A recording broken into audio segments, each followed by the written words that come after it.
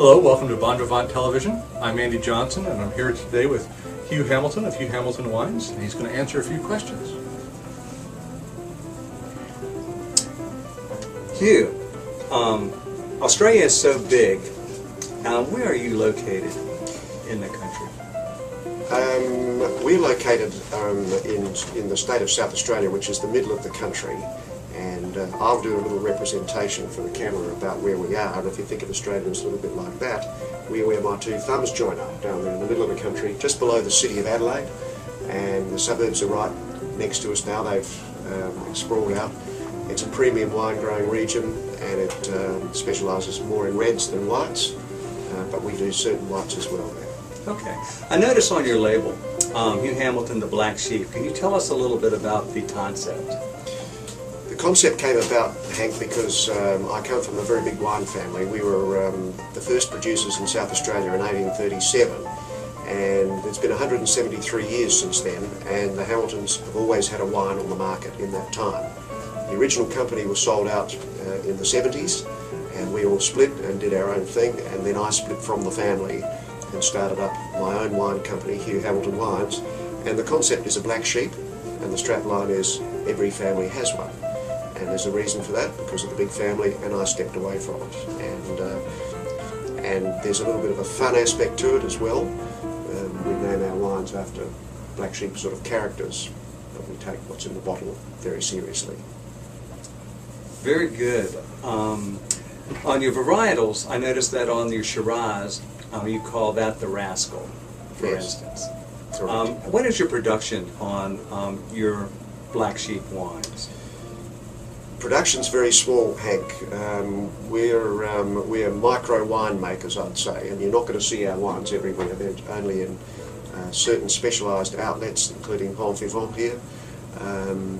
But we would do on the Rascal Shiraz 2,000 cases. Now, if you think about it, we've got a very, very strong personal following in Australia, and we distribute in some very selected areas in the United States, including through Bon Vivant down here, and so you're not going to see this wine in very many places, Hank.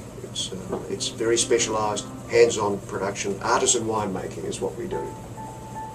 So, I guess in a nutshell, kind of tell us what varietals you do that you do have here in the United States, as well as in Bon Vivant and Virginia.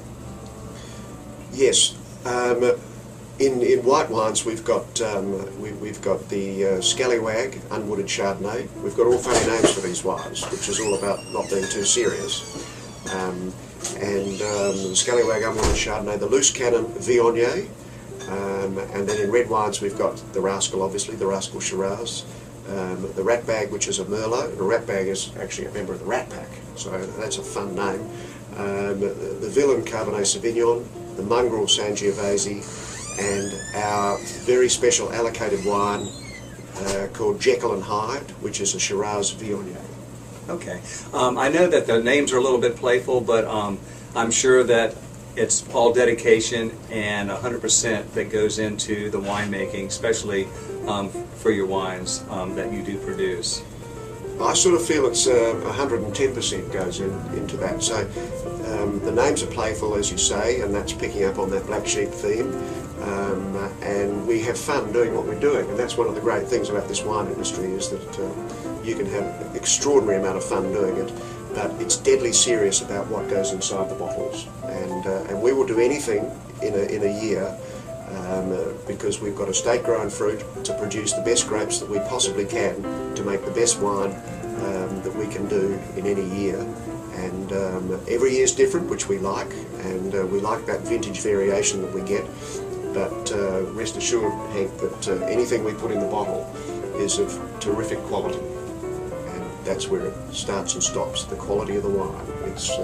It's absolutely paramount to what we do, because it's micro winemaking, it's all hands-on, and we're judged by the vintage that you guys drink from year to year. That's wonderful, and I would be amiss if I didn't want to point out your second label. I am a dog lover, and I noticed on the label it says Jim Jim.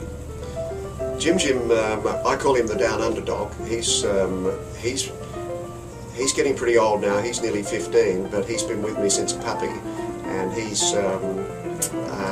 sort of my well, I work for him basically. That's what happens. I work for the dog, and Jim eats the grapes.